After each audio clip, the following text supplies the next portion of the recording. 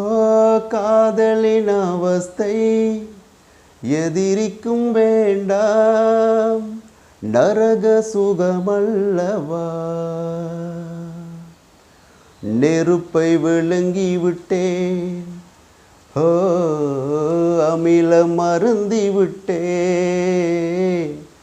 நோயாய் நெஞ்சில் நீ உறைந்தாய், மருந்தை ஏனடி தர மறந்தாய். வாலிபத்தின் சோலையிலே ரகசியமாய் பூ பறிப்பவள் நீதானே. சொல்லாமல் தொட்டு செல்லும் தன்றல் என் காதல் தேவதையின் கண்கள், நெஞ்சத்தில் கொட்டி செல்லும் மின்னல் கண்ணோடும் மின்னும் அவள் காதல். ஒரு நாளைக்குள்ளே மெல்ல மெல்ல உன் மௌனம் என்னை கொல்ல கொல்ல. உன் காதலை நான் காற்றில் பறக்கும் காகிதமானே. உலகளாவ ரீதியில் இருக்கும் அனைத்து தமிழ் பேசும் உறவுகளையும் இன்னும் ஒரு காணொளியில் சந்திப்பதை ஏற்று மகிழ்ச்சி அடைகின்றேன். இன்றைய தினம் 2ஆம் திகதி 6ஆம் மாதம் 2025ஆம் ஆண்டு. எந்த ஒரு சேனலுக்கு யாருக்கு புதுசாக பதில் சொன்னாக்கா மறக்காமல் இந்த ஒரு சேனலையும் சப்ஸ்கிரைப் பண்ணிவிட்டு வீடியோக்களை பாருங்கள். நான் போடுகின்ற அனைத்து வீடியோக்களும் உடனுக்குடன் உங்களுக்கு நோட்டிஃபிகேஷனாக வந்து சேரும் என்பதில் சந்தேகம் கிடையாது. ஓகே, இன்றைய தினம் என்னத்தை பற்றி பார்க்க இருக்கிறோம் சொன்னாக்கா, ஆரம்பத்தில் ஒரு பாடலை பாடியிருந்தேன். அந்த பாடலையும் ஒரு சில வரிகளை பிழையாக பாடியிருந்தேன். அதாவது ஏதோ ஒரு வரி பிழையாக பாடின ஞாபகம் எனக்கு வந்துச்சு. அதாவது அது என்ன வரின்றது எனக்கு இப்போவும் ஞாபகத்துக்கு வரல. ஓகே, இன்றைய தினம் என்ன விடயங்களை பற்றி பேச இருக்கிறோம் அப்படி சொன்னாக்கா, வளமை போல் நம்மளுடைய ப்ரோ எஸ்கே கிருஷ்ணா ப்ரோ சம்பந்தமாக பேச இருக்கின்றோம். அவர் செய்த ஒரு பெரிய பெரும் என்ன சொல்கிறது, அவருடைய அந்த பெரிய மனசை பற்றி ஒரு விஷயம் பேச இருக்கின்றோம். அதே நேரத்தில் பார்த்தீங்கன்னு சொன்னாக்கா, யாழ்ப்பாணத்தில் ஒரு சம்பவம் ஒன்று இடம்பெற்றிருக்கின்றது. ஒரு போலீஸ் அதிகாரி ஒரு பொதுமகனை காரணமே இல்லாமல் தாக்கியிருக்கிறார். எதற்காக தாக்கினார்னு சொல்லி அந்த பொதுமகன் என்ன பண்ணுறாருன்னு சொன்னாக்கா, அவரை தாக்குகின்ற பொழுது உடனே ஃபோனை கையில் எடுத்து வீடியோ எடுக்க முடியாது தானே. அவர் தாக்கினத்துக்கு பின்னால் உடனே ஃபோனை தூக்கி அவர் வீடியோ பண்ணி அந்த போலீஸ் அதிகாரிட்ட போய் கேட்குறாரு, எதுக்காக என்ன நீங்கள் தாக்கினீங்க சொல்லுங்கள், நீங்கள் தாக்கினதுக்கு காரணத்தை சொல்லிட்டு போங்கன்னு சொல்லி கேட்டுக்கொண்டு இருக்கிறார். அந்த வீடியோ இப்போ சமூக வலைத்தளங்களில் மிக ட்ரெண்டிங்கில் பேத்துட்ருக்கிறது. கேட்குறாரு. அந்த போலீஸ் அதிகாரி அதுக்கு பதில் சொல்கிறாரு, நான் ஒன்றும் தாக்கலைன்னு அவர் சொல்கிறாரு. இருந்தாலும் அந்த போலீஸ் அதிகாரிட்ட அவர் திரும்ப அந்த கேட்குறாரு, மூஞ்ச காட்டிங்க பாருங்கள், நீங்கள் இப்போ தாக்கினத்தினால அடையாளம் விளங்குகின்றது, அந்த கன்னத்தில் அரைஞ்சிருப்பார் போல் அந்த அடையாளம் விளங்குன்றது பாருங்கன்னு சொல்லி வீடியோவில் காட்டி போட்டு கேட்குறாரு.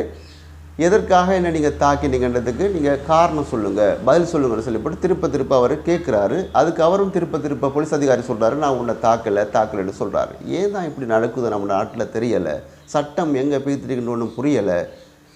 எல்லாமே கொஞ்சம் வித்தியாசமாக தான் நம்மளோட நாடு பேத்துட்ருக்குது இல்லையா. பார்க்கலாம் எங்கே தான் போய் நம்மளோட நாடு முடிய போகுன்னு சொல்லி.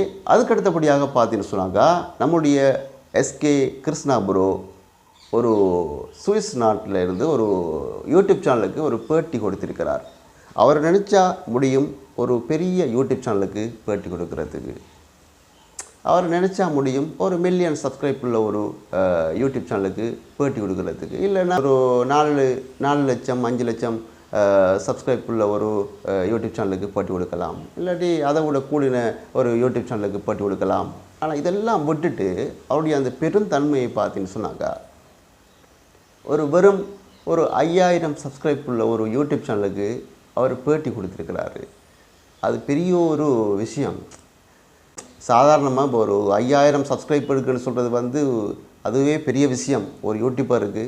இருந்தாலும் அவரை பொறுத்த வரைக்கும் அவருடைய ரேஞ்சுக்கு ஒரு 5000 சப்ஸ்கிரைப் உள்ள ஒரு யூடியூப் சேனலுக்கு அவர் பேட்டி கொடுக்குறது அவருடைய ஒரு பெரிய பெருமிதம் தான் அவருடைய. அதில் நிறைய பேசியிருக்காரு, நிறைய மனம் விட்டு பேசியிருக்கிறாரு. அவருடைய என்ன சொல்கிறது நிறைய விஷயங்களை பற்றி மனம் திறந்த அந்த யூடியூப் சேனலில் அவர் பேசியிருக்கிறார் உண்மையிலேயே. இப்போ அந்த யூடியூப் சேனலில் பார்த்தீங்கன்னு சொன்னாங்க ஒரு 5000 சப்ஸ்கிரைப் உள்ள ஒரு யூடியூப் சேனல். நான் நினைக்கிறேன் இந்த ஒரு காணொளி தான் அந்த யூடியூப் சேனல்லையே ஒரு ட்ரெண்டிங்கில் பெய்த்துட்ருக்கு போல். நிறைய வருமானத்தையும் ஈட்ட போகிறது இவர் போய் அந்த சேனலில் பேட்டி கொடுத்த அந்த ஒரு வீடியோவாக தான் இருக்கும். அதில் எந்த ஒரு மாற்று கருத்தும் கிடையாது. இப்போ அந்த வீடியோ ப்ரோ பேட்டி கொடுத்த அந்த வீடியோவுக்கு எவ்வளவு இன்கம் வந்துச்சு யூடியூப்பாளன்றதை அதுக்கு அடுத்தபடியாக அவங்க கொடுப்பாங்கன்னு நினைக்கிறேன். ப்ரோவும் அந்த விஷயத்தை அந்த பேட்டி எடுத்த அக்காட்ட சொல்லியிருக்கிறாரு. நிச்சயமாக அந்த அக்காவும் வந்து அது சம்மந்தமான இன்கம் யூடியூப்பில் வந்த வருமானத்தை நிச்சயமாக அதுக்கு அடுத்த வீடியோவில் காட்டுவான்னு நினைக்கிறோம். அந்த விடயங்களில் அந்த சேனலில் பேசின ஒரு சில விடயங்களை பார்க்கின்ற பொழுது இப்போ நிறைய பேருடைய கேள்வியாக இருந்தது தானே. இப்போ வெளிநாடுகளில் இருந்து காசு அனுப்பினு தானே நீ உதவி செஞ்சா, நீ உன் காசு இல்லையா உதவி செஞ்சான்னு கேட்டாங்க தானே. இப்போ அந்த கேள்விகளுக்கான ஒரு சில பதில்களையும் ப்ரோ அந்த சேனலில் வழங்கியிருந்தார். என்ன சொல்கிறாரு சொன்னாக்கா அவர் சொல்கிற விடயங்களை பார்க்கின்ற பொழுது இப்போ அவருடைய வீட்டுக்கு தினமும் ஒருத்தரோ 2 பேரோ அதுக்கு மேலதிகமான ஆட்கள் வருகிறார்கள் உதவி பெறக்கூடியவர்கள். அதாவது நம்மளும் நிறைய வீடியோக்களை பார்த்துருப்போம். காலையிலேயே யாராச்சும் ஒருத்தர் வந்து எழுப்புவாங்க புரோக்களை வந்து.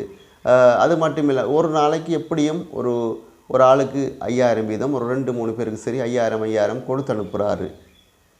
அது மட்டும் இல்லாமல் உதவி செய்ய போகக்குள்ள கட்டாயமாக வந்து அவர் காருக்கு வந்து அவருடைய காசில் பெட்ரோல் அடிக்கிறாரு.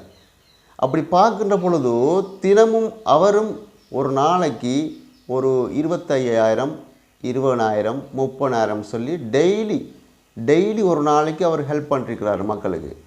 சரி ஒரு 2 பேருக்கு ஒரு நாளைக்கு 5000 வீதம் கொடுக்காருன்னு வைங்களேன். அங்கே 10,000 காருக்கு ஒரு 5000 10,000 பெட்ரோல் போயிடும். 5000 ஒரு நாளைக்கு பெட்ரோல் போயிடும் வைங்களேன் 15,000. இப்படி பார்க்கின்ற பொழுது ஒரு 20,000 ரூபாய் அவர் தொடர்ச்சியாக டெய்லி அவர் வீடியோ எடுக்கிற நாளைக்கெல்லாம் அவருடைய கையால் மக்களுக்கு உதவி பண்ணி கொண்டிருக்கிறாங்க.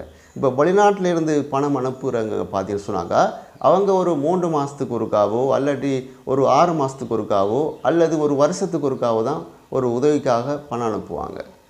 ஆனால் ப்ரோ வந்து டெய்லி ஏதோ ஒரு வகையில் மக்களுக்கு ஏதோ ஒரு வகையில் ஹெல்ப் பண்ணிருக்கிறாரு. அப்போ இதுலேருந்து இப்போ உங்களால் கேட்க முடியாது நிச்சயமாக உன் காசுலையா உதவி பண்ணினா என்று சொல்லி அவர் காசுலேருந்து தான் உதவி பண்ணியிருக்கிறார். நிச்சயமாக அப்படி வருகின்ற பொழுது உண்மையிலேயே ஒரு சிலரின் கேள்விக்கு அது ஒரு தகுந்த பதிலாக காணப்பட்டிருந்தது.